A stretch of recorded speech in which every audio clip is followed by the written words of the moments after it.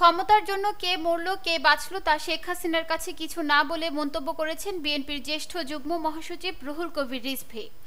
তিনি বলেন, যে ক্ষমতা টিকিয়ে রাখার জন্য 4 বছরের শিশুকে হত্যা করতে পারে তিনি আমাদেরও ফাঁসি দিতে পারবেন। ক্ষমতা বাঁচিয়ে রাখার জন্য কে মরল কে বাঁচল শেখ হাসিনার কাছে তা কোনো ব্যাপার নয়।